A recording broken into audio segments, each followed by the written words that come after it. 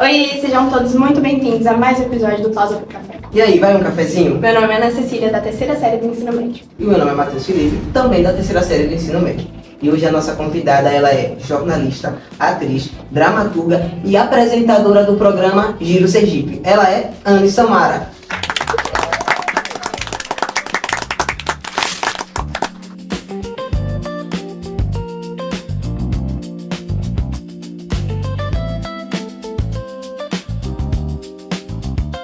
Nós estamos nos sentindo honrados de estar aqui, você maravilhosa. E, assim, faltam palavras para descrever tudo que você é. Oh, meu Deus. E para começar, eu gostaria de perguntar para você, como é que começou sua relação com a arte? Quando você se deparou assim e falou, pô, quero ser artista, quero seguir essa carreira maravilhosa. Gente, assim, de fato a ficha caiu. Eu não sei, eu nem sei se a gente se dá conta de quando vem essa vontade da gente de trabalhar com arte. Eu acho que a gente tem uma necessidade, né? Que aí a gente só precisa de um meio para escoar, para poder praticar, para poder estudar mais.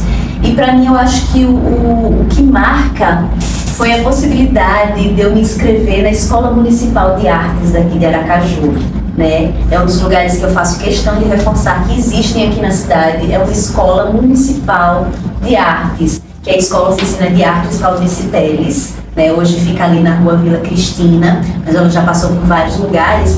E quando eu entrei na Escola Oficina de Artes foi em 2006. Olha só, gente, meu Deus, tem 20 anos. 20 anos, eu entrei em 2006 em teatro. Eu falei, mãe, eu quero fazer teatro, eu acho fantástico esse universo. Eu sempre fui mais expansiva, mais extrovertida. E aí, quando eu decidi que eu queria fazer teatro, que eu vi em algum lugar, não sei se foi no outdoor, que estava com oficinas abertas, eu disse, é esse o caminho, eu quero. E minha mãe, vamos. Ela foi, me levou, me matriculou, sou muito grata. Mãe, minha heroína, né? Aí minha mãe me matriculou e eu fiz meu primeiro curso de teatro com Diane Veloso, né, uma das maiores atrizes aqui do estado de Sergipe, e Babu Rodrigues foram meus primeiros professores de teatro, né. Aí em 2007 a gente terminou, foi um curso de um ano, um curso intensivo de um ano. A gente se apresentou no palco do Teatro Juca Barreto, que fica dentro do Tarte. E para mim isso marca assim, o início da minha carreira, porque depois disso, gente, eu não parei mais. Não parei mais. E aí foi uma dedicação, assim, de muitos anos. Olha só, eu tô completando 2017, vamos dizer assim, 2027, eu completo 20 anos de carreira, porque vou marcar o final aí da oficina, não o começo. 20 anos e 20 anos estudando teatro. Ainda hoje eu estudo, eu assisto. Gente, eu já viajei pelo Brasil atrás de oficinas de teatro, atrás de festivais de teatro, sabe? A minha adolescência, assim, foi mochilando, né? Mochilando, pegando ônibus intermunicipal, interestadual para ir para festivais de teatro, né? E fazia oficina, gente, em todos os cantos. Todas as oficinas que vinham para cá também, eu fazia. Quem me conhece, a gente dizia que era rato de oficina, né? Era eu e alguns amigos, nós éramos ratos de oficina. Porque fazer arte, fazer teatro, não significa, eu quero, eu tenho talento, não. Tudo da nossa vida a gente precisa estudar, a gente precisa lapidar. E eu acho que a arte também é isso. Então, assim, para marcar mesmo, eu acho que o inicial foi eu ter entrado na Escola Oficina de Artes Valdice Teles. Bem, Anne, obrigado, viu? E a gente você falou um pouco sobre a escola, né? A próxima pergunta, ela tem a ver com isso, né? Que a gente está no ensino médio, terceiro ano, já estamos finalizando esse ano, né? E a gente sabe que o ensino médio é um período que a gente tem alegrias, tem as dificuldades, né? Puxado. Mas é um período que fica marcado na nossa vida para sempre, a gente não esquece, né? A gente queria saber como é que foi esse ensino médio, se desde lá você já tinha esse sonho de ser apresentadora, jornalista. Cara, com certeza não. O ensino médio marca a nossa vida. Eu ainda hoje tenho um grupo no WhatsApp com os meus amigos do ensino médio, sabe? São os inseparáveis do Colégio São Rafael. Eu estudei no Colégio São Rafael, que fica lá no Orlando Dantas durante meu ensino médio. E vocês sabem, as amizades que a gente faz no ensino médio são muito fortes, né? São muito fortes. Olha só, ainda hoje eu levo essas amizades para a vida. Não constantemente, não diariamente, mas a gente mais ou menos sabe onde é que estão essas pessoas. Ai, meu Deus, quem já casou, quem já teve filho, quem já teve o segundo filho, quem tá morando fora, quem construiu carreira internacional, quem tá por aqui. Então, eu acho que é um momento muito especial das nossas vidas, né? Vocês estão curtindo, logo mais vão se despedir, né? Que vocês falaram que estão no 3º ano do ensino médio, então já é uma nova fase da vida de vocês. Mas se vocês quiserem, eu recomendo que vocês mantenham essas amizades próximas, sabe? Porque são 3 anos, se ficarem 3 anos com essas pessoas, que a gente constrói vínculos, né? E as amizades são tão importantes na vida da gente. Né? Às vezes a gente não tem um familiar para segurar a nossa mão, mas a gente tem um amigo para segurar a nossa mão. E isso faz toda a diferença.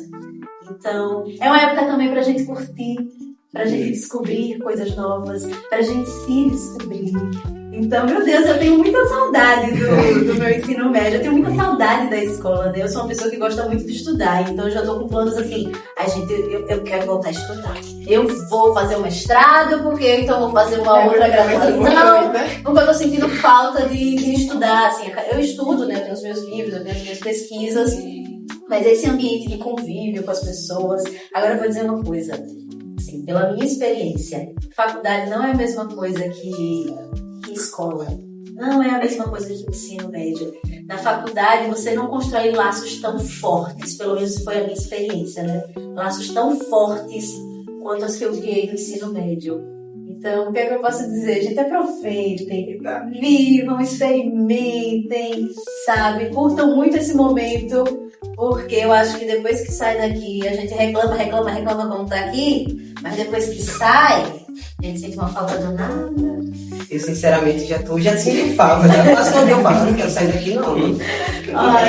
Isso que você falou, vários deles já falaram com a gente isso, que os vínculos da faculdade são completamente diferentes do que a gente cria na escola. Eu gostaria de saber, que a gente sabe que qualquer coisa na vida que a gente vai fazer, nós enfrentamos diversos desafios. Eu queria saber qual foi o maior desafio no início da sua carreira, quando você começou a fazer tantas coisas e buscar tantos conhecimentos. Qual foi o seu principal desafio? Eu acho, no início da carreira, vamos botar assim, televisão, talvez. Eu acho que o meu principal desafio foi não me deixar abalar pelo pré-julgamento das outras pessoas. Sabe, isso pra mim foi muito desafiador, porque olha só, da onde eu venho, o corpo que eu trago, a estética que eu trago, há um tempo atrás ele não era muito comum na televisão aberta, sabe? E aí você sustentar isso, acreditar no seu trabalho, ouvir julgamentos e não se deixar abalar, eu acho que o primeiro desafio foi esse. Não foi fácil. E eu contei com ajuda, eu precisei contar com ajuda, então sou muito grata, né? Thalita, desde já, sou muito grata a Thalita, que me ajudou nesse momento a entender que é isso, a gente tem a nossa experiência, a gente tem o nosso profissionalismo, a gente sabe daquilo que a gente acredita, o trabalho que a gente quer fazer, e não se deixar abalar pelo julgamento de outras pessoas é a sua base, assim. Pelo menos foi a minha base, a minha fortaleza. Porque se eu desistisse por conta disso, eu não teria construído esse programa que está aí há 7 anos, líder de audiência na TV Sergipe, né? Então acho que a primeira coisa é a gente acreditar e confiar na gente mesma e no nosso trabalho. Sim, né? Para os lados, né? É.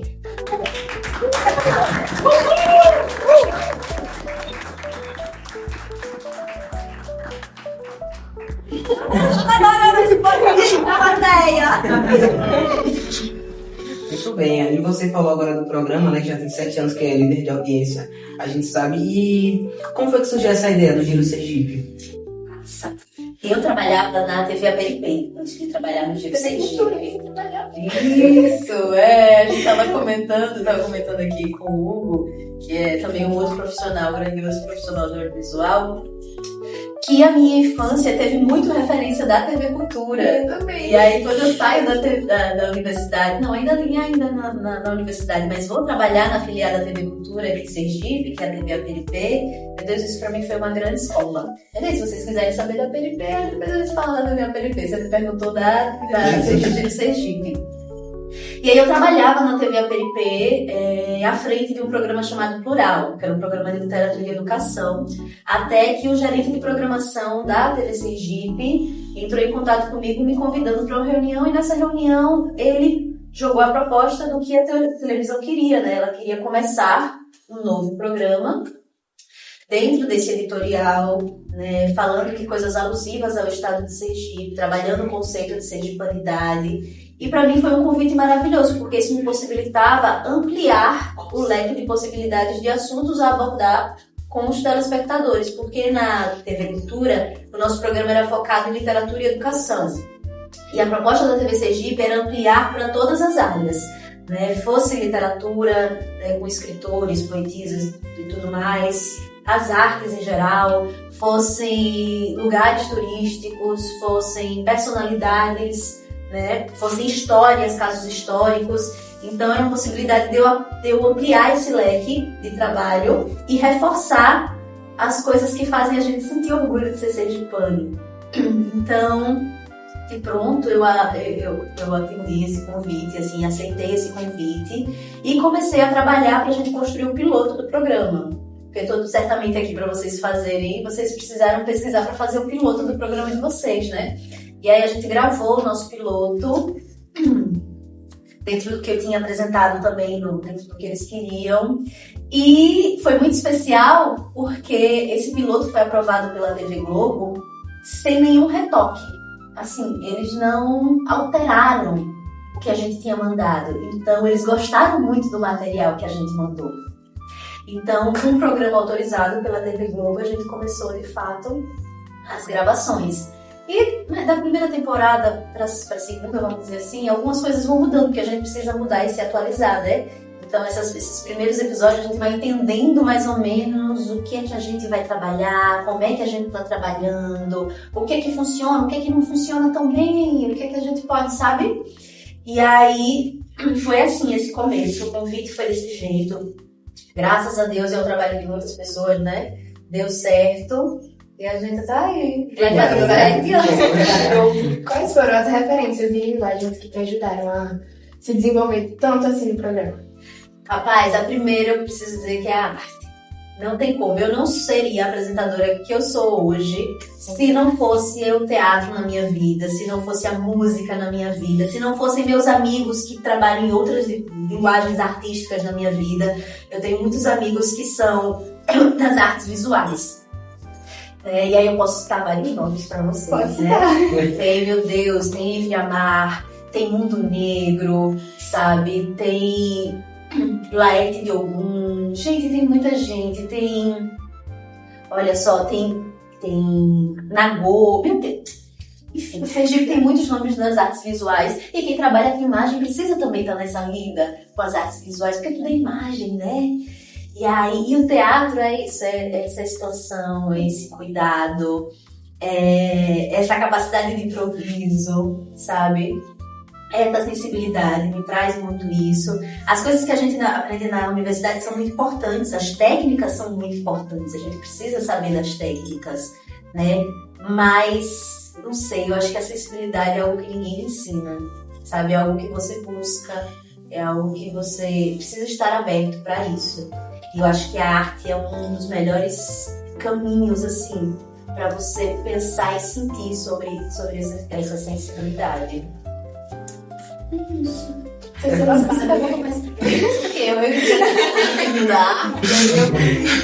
fui embora. Eu perguntei quais foram as referências de linguagem. Só que você é tão maravilhosa que você responde as perguntas que a gente tem no papel sem a gente nem precisar falar. Porque as coisas vão fluindo. E o melhor da conversa é isso, quando as coisas vão fluindo. E aí a primeira coisa é a arte, mas claro, tem outros programas. Teve, como eu falei, a minha educação através da TV Cultura, sabe? Toda a minha educação através da TV Cultura. Os programas também da TV Globo, que eu adorava, por exemplo, o Globo Repórter.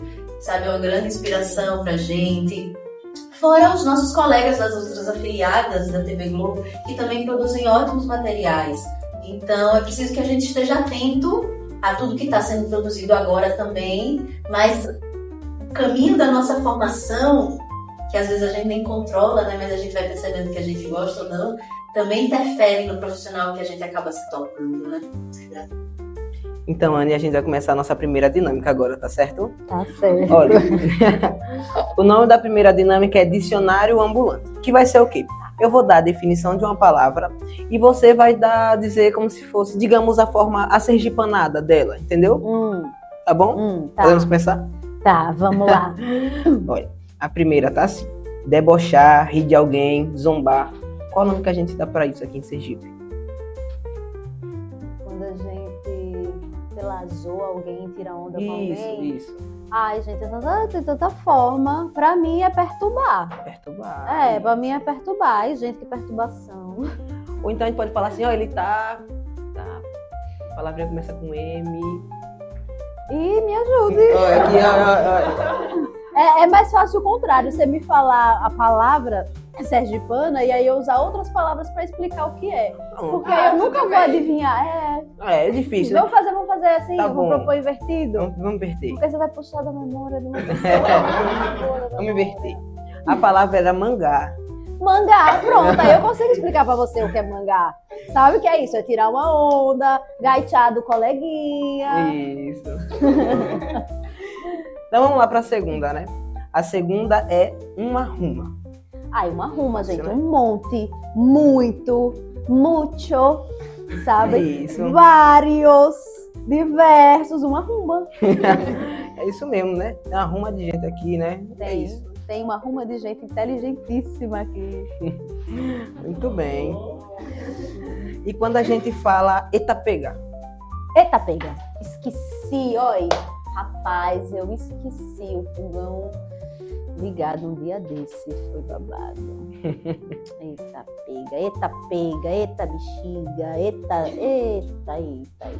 Tá vendo? A gente explica assim, performando. Tem Performando. expressões que a gente precisa explicar performando. Quando a gente toma uma surpresa, né? Fica assustado, eita pega. Aí, tá vendo? Muito bem. A quarta palavra é uma palavra interessante. Tabaréu. Tabaréu, o que é tabaréu? Ai, aqui não tem ninguém tabaréu, não. Como Tem eu falei, aqui só tem uma ruma de gente inteligente. Gente. Não tem ninguém tabaréu. Agora essa é fácil. Quando a gente fala vote, Oxi, quem é aqui que não fala vote? né? É porque você é da Chapada Diamantina, gata. Você não fala vote. Né?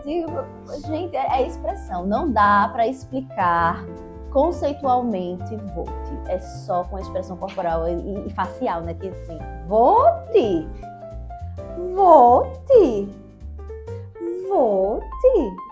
Eu, hein? Enquanto ele não tá esperando, né? Então vote. Eu adoro porque ele traz as palavras, ele conceitua, porque eu não consigo colocar em palavras, somente em expressões. Está ótimo. Então, essa foi a primeira dinâmica da gente. Adorei, vamos trabalhar mais juntos, porque aí eu trago a expressão facial e você traz as palavras para conceituar. Fechado. Ave Maria! Aí, tome. A próxima dinâmica são notícias populares. Eu vou te falar algumas notícias assim, cabulosas. E você vai dizer se é verdadeira ou falsa, tá certo? Ai, agora, nos dias de hoje, quem é que sabe o que é verdadeiro e falso? Aí, cabuloso, você poderia ter me perguntado o que é cabuloso. Criador da Pringles é enterrado dentro da embalagem de batata. Rapaz, pior que eu acho que pode ser aí uma verdade, viu? Um fato. Eu acho que pode ser um fato. É pra eu escolher se é fato ou fake? Isso. Pois eu vou chutar que é um fato. É um fato? Fato.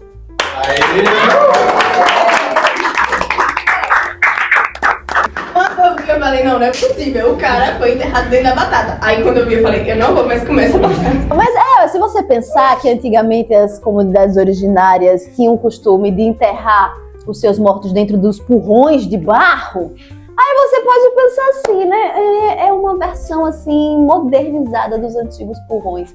Não, sei lá, né? Ele construiu o império dele no Pringles, vai que né, ele tá feliz em outra vida porque foi no negócio dele, mas essa embalagem tá separada, assim. Tenho certeza que você não vai ter restos mortais no Pringles que você vai comprar aí no A supermercado. próxima. Elon Musk diz que dorme dentro do escritório por produtividade. E funcionários relatam aumento das reuniões às 3 horas da manhã.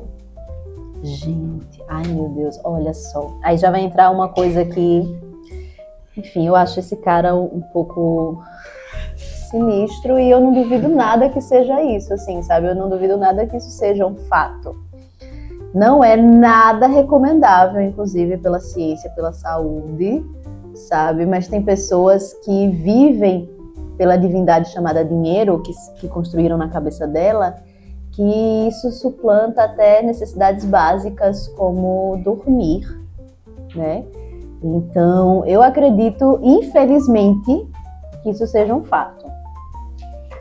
Graças a Deus, é falso. Mas assim, Eu não duvidaria. mas também assim, a gente não respira muito não, porque ele continua sendo bilionário e ganhando lá as suas coisas, então não interfere muito na vida da gente. Eu acho que interfere mais quem tá ali ao redor no convívio dele, que não é milionário, bilionário que nem ele, mas fica o alerta de que só a possibilidade da gente achar que isso é um fato nos acende uma luzinha vermelha de vamos ter cuidado com essa produtividade exacerbada, vamos lutar pelo fim da escala 6x1, porque a gente precisa descansar, a gente precisa ter lazer, a gente precisa dormir com qualidade, então a gente já aproveita e traz questões sociais para além de políticas também. Próximo posso falar. Olha essa engraçada. Esquilo de estimação vira herói nos Estados Unidos ao impedir roubo de casa. Fato ou fake? Eu tô tentando imaginar como é que um esquilo impede o roubo. Se fosse um papagaio, eu ia ter dito que ele começou a latir, e aí o assaltante ia jogar um cachorro feroz, mas um esquilo... Ai, gente, eu vou falar qualquer coisa só pra saber se é verdade de fato ou se não é. Ai, mas eu vou torcer pra que seja verdade. Verdade? Vai, eu voto em fato. E agora? Tandandandan. É verdade. Não, por favor, agora vai ter que me explicar como é que esse esquilo atuou na segurança pública. Aí Boa essa pergunta, boa tem que ser pergunta. feita para os nossos roteiristas. Depois por favor, coloquem aqui. Não, eu quero vídeos, eu quero provas, eu quero a atuação desse esquilo. Que venham mais esquilos, né? Venham pra cá. Agora, essa é onda, viu? Mulher contrata homem para matá-la, leva um calote e entra na justiça. Meu Deus do céu.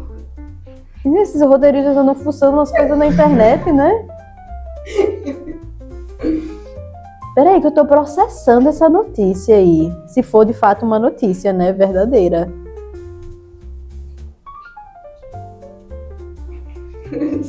sem palavras.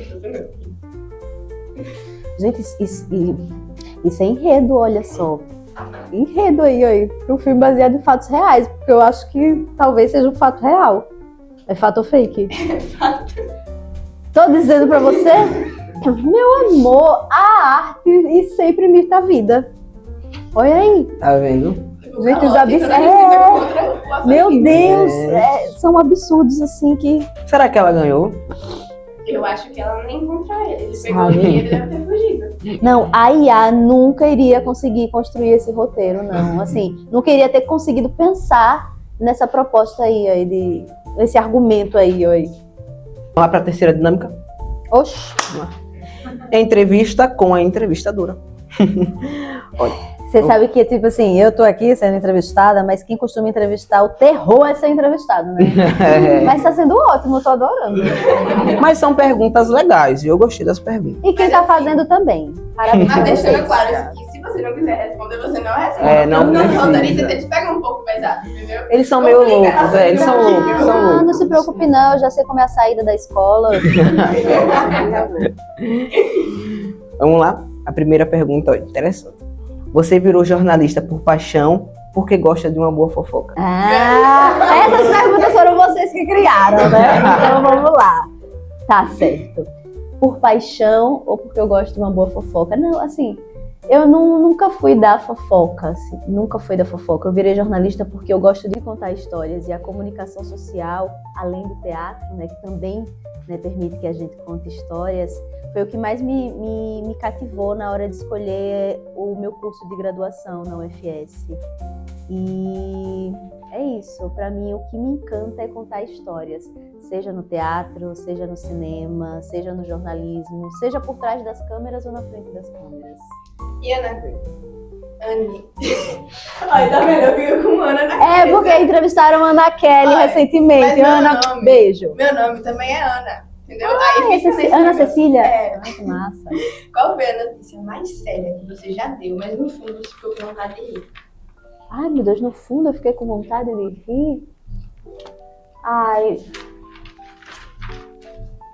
Ai, gente, no fundo eu fiquei com vontade de rir. Não, assim, o que é que eu lembro? Eu lembro que quando eu trabalhava na Peripê, eu fiz algumas reportagens para o jornalismo, para além do programa Plural. Eu trabalhei no departamento de jornalismo e aí me mandaram fazer uma matéria de buraco nas ruas.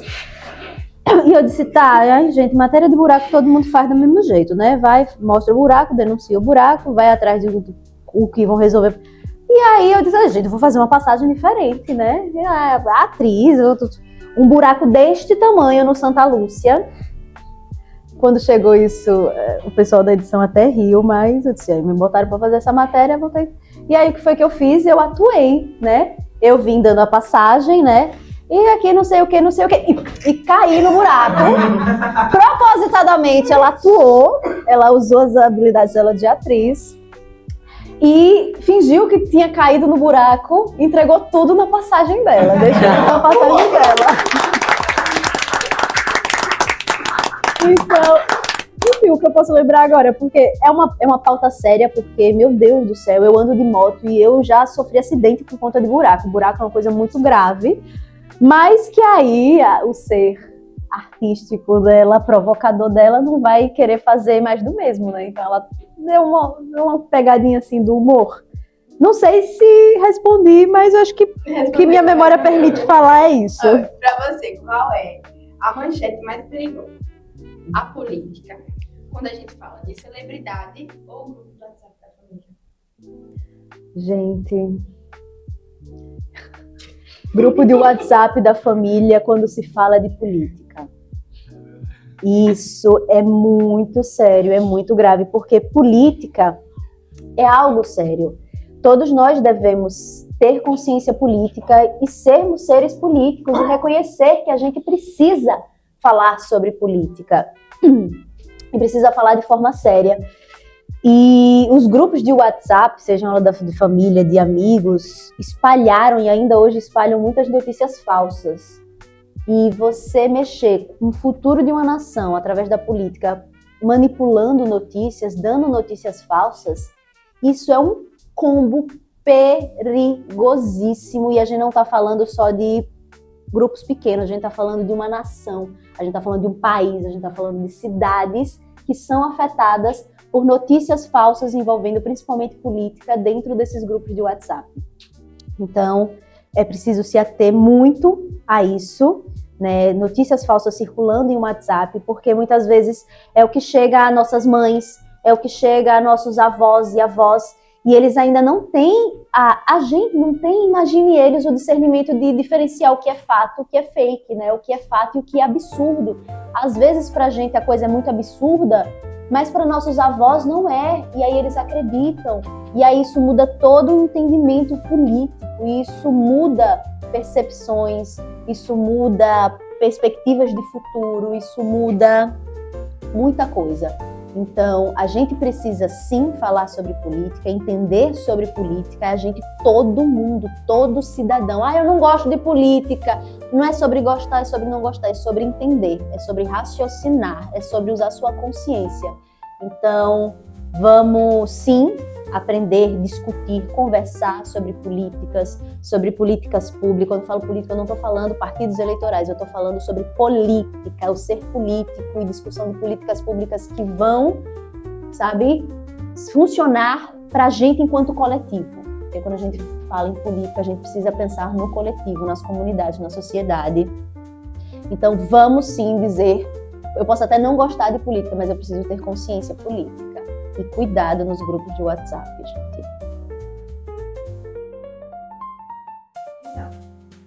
Para começar o nosso próximo bloco, eu queria que você me falasse como você enxerga a juventude de Sergipe se conectando ou também se desconectando da própria identidade cultural.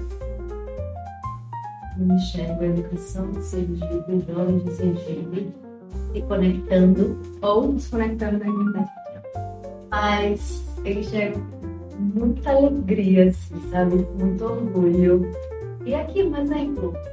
Isso aqui que tá acontecendo aqui agora, cara, isso é uma conexão, meu Deus, muito forte com a nossa identidade. É uma conexão muito forte com novas possibilidades, com possibilidades de escolhas, inclusive, de experiências, sabe? Acho que durante toda a educação, e temos grandes profissionais de educação, sempre houve essa tentativa de apresentar aos alunos para além daquelas matérias, dos planos de aula, porque o mundo é muito mais amplo, né?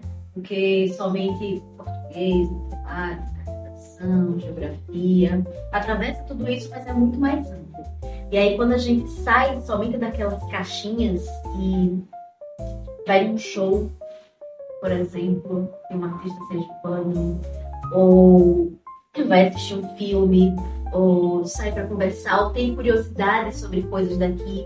E tipo, eu tô vendo muitos canais no YouTube da galera produzindo. Olha aqui vocês produzindo aqui, sergipanidade. Isso é sergipanidade, né? Quando eu vejo muitos vídeos no Instagram da galera, curiosidades sobre Sergipe, curiosidades sobre personagens. E aí eu posso dizer que depois que o Giro Sergipe começou, e eu não sei se é uma coincidência ou não, mas eu tô vendo jovens e adultos também muito mais engajados com essa pauta da sergipanidade e descobrir as nossas histórias e apresentar as nossas histórias de uma forma que me deixa muito feliz. Já chegaram para mim perguntar, olha, você não acha que é concorrência não? Eu digo, não, com certeza não, eu quero ver muito mais, porque eu quero ver muito mais gente conhecendo as nossas histórias, apresentando as nossas histórias, sabe? Indo nas manifestações de cultura popular e seguindo que faz parte também daquilo. Quanto mais você conhece, mais você participa, mais você conversa com as pessoas, mais você se entrega, mais você sente que faz parte. E para mim, o mais importante é quando a gente sente que faz parte. Eu tenho certeza que esse podcast aqui não seria o mesmo se cada um de vocês não fizessem parte e se entregasse do jeito que eu vejo que vocês estão se entregando. Então, meu Deus, eu vejo isso com muita alegria, eu quero que isso sempre se multiplique, eu quero ver mais podcasts desse com alunos, depois que saírem da escola também, quiserem continuar esse projeto, por favor, continuem, me vejam como uma parceira, uma amiga, uma incentivadora, porque eu acho que a gente precisa mais disso, e aí, com o passar do tempo, eu vejo mais gente fazendo isso, e pesquisando, e produzindo, e isso me deixa muito feliz, porque eu vejo muita alegria, muito, sei lá, esperança de que isso se multiplique. Vamos para mais uma pergunta, tá certo? Acho que é a pergunta final essa. Mas eu vou ter que... Ela é um pouco grande e eu vou ter que ler, tá bom? Olha, nos últimos anos, as fake news têm se espalhado muito rapidamente. Na sua opinião, qual é o papel do jornalismo no combate a fake news? Isso é essencial. É essencial o tempo inteiro, e principalmente nos últimos anos, essa tem sido uma grande pauta, um grande esforço de quem faz jornalismo, é combater as fake news. A gente vê todos os dias notícias terríveis acontecendo, mas também desde que o mundo é mundo tem-se notícias terríveis, e elas são terríveis que aconteçam e são terríveis para a gente que trabalha com comunicação e jornalismo noticiar. Mas uma coisa que é, meu Deus, tão prejudicial quanto, se não mais, é a propagação das notícias falsas. A gente comentou o perigo das notícias falsas circulando nos grupos de WhatsApp, nas redes sociais, principalmente quando se envolve política, porque isso pode mudar destinos de nações, isso pode mudar, inclusive, negativamente vidas, sabe? Notícias falsas podem matar. E eu não estou exagerando. Notícias falsas podem matar, como já aconteceu, sabe? De dizer que tal pessoa, sei lá, tal pessoa rapta criancinhas e faz rituais de magia negra e isso ser mentira e essa pessoa ser assassinada, sabe? Então é um caso muito grave, muito grave. Quem trabalha comunicação tem esse grande inimigo a se combater, que são as notícias falsas, né? E aí, ao mesmo tempo que a gente vê a tecnologia crescendo, as possibilidades de acesso crescendo, a gente fica preocupado com a inteligência artificial, sabe? E o mau uso dado à inteligência artificial. A gente tá falando de uma arma, e eu falo de uma arma mesmo no sentido letal, porque pode ser letal, sabe? Uma notícia falsa, ela pode ser letal. Então, a comunicação, o jornalismo tem, de fato, esse grande inimigo que a gente tenta combater diariamente, que são as fake news. Por isso, é importante a educação, gente. Por isso, sem educação, a gente se torna extremamente manipulável e suscetível a essas fake news, a manipulações. Porque sem educação, a gente não tem pensamento crítico, né? A gente coloca aquele cabresto e agora só enxerga o que está na nossa tela. E as pessoas podem colocar qualquer coisa nessa tela. Se você não tem educação, se você não tem perspectiva de mundo, se você não tem noção da realidade, pessoas podem ser atropeladas do seu lado e você não fazer nada, porque você não está vendo o que está do seu lado. Então é importante, não tem como a gente mais dizer que não vai lidar com internet, com redes sociais, com inteligência artificial. Esse é um caminho sem volta, né? Mas a gente precisa saber que o mundo não é o celular. O mundo não é o que está aqui nessa tela. O mundo é muito mais amplo. Meu Deus, a gente tem um planeta imenso. A gente tem diversas culturas, diversas estruturas de sociedade, diversas formas de vida. E o que faz a gente ser especial, o que faz o outro ser especial é porque a gente é diferente. E a gente precisa aprender a respeitar as diferenças, sabe? Então, quando você só vê aquilo que está nas redes sociais, que muitas vezes é filtrado para ver só aquilo que você acha que é o certo, você anula e não enxerga o outro. E aí a gente mais do que nunca precisa enxergar o outro. E enxergar a beleza no ser diferente do outro, na escolha de vida do outro, sabe? Desde que isso não machuque, não agrida a outra pessoa, deixe as pessoas viverem a vida delas, apoie as pessoas nos projetos, acredite, né? Ajude as pessoas que você puder ajudar. A gente precisa mais de fraternidade, a gente precisa de gentileza, a gente precisa enxergar o outro. É um caminho muito perigoso esse das redes sociais, das fake news, porque se a gente não... O ser humano é um ser coletivo, né? Um ser que vive em sociedade. Então, quanto mais a gente se isola, mais se torna egoísta, mais se torna mesquinho, mais a gente vai perdendo a humanidade, mais a gente vai perdendo a noção de que não existe, por exemplo, a gente, o outro e a natureza. É tudo um só, né? A gente não existe sem o outro, sem uma comunidade, sem um carinho, sem um afago, sem um cuidado.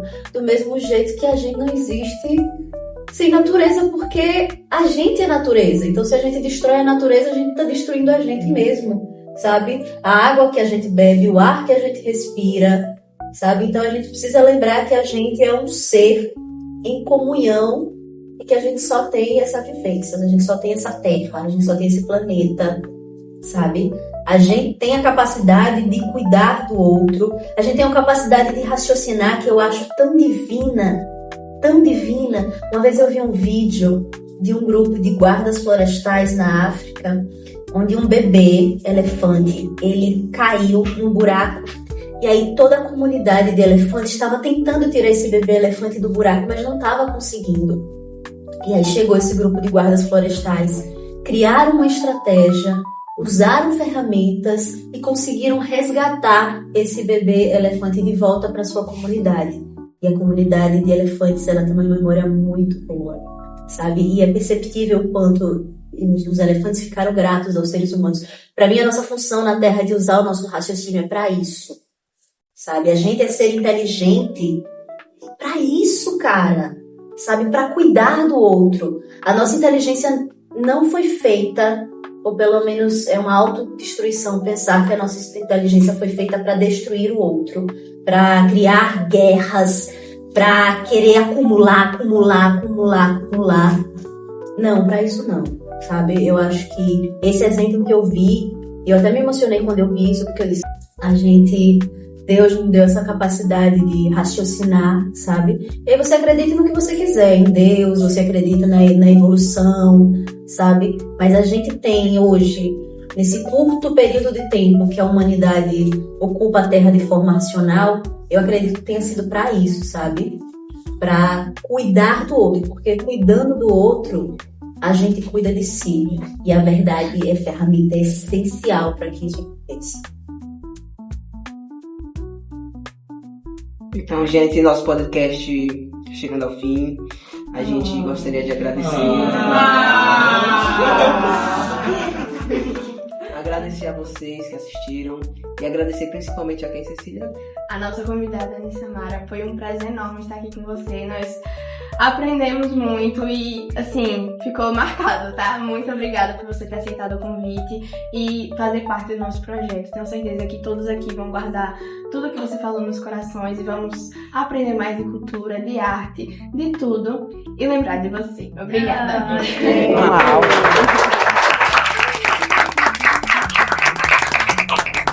Eu quero agradecer de volta também, gente. Que manhã maravilhosa aqui, me trataram super bem. Olha só, graças a Deus aqui comemos esses bolos, porque eu não gosto quando a gente tem comida e ninguém pega na comida. Bolo delicioso, café, vocês trataram muito bem a gente. As perguntas maravilhosas, a estrutura do podcast de vocês é incrível. Fiquei muito feliz, assim, que todo mundo tem esse trabalho aqui, todo mundo tá junto, acreditando e trabalhando nesse projeto. Gente, muito, muito feliz. Foi uma manhã de conversas incríveis. Adorei as perguntas. Adorei estar com vocês.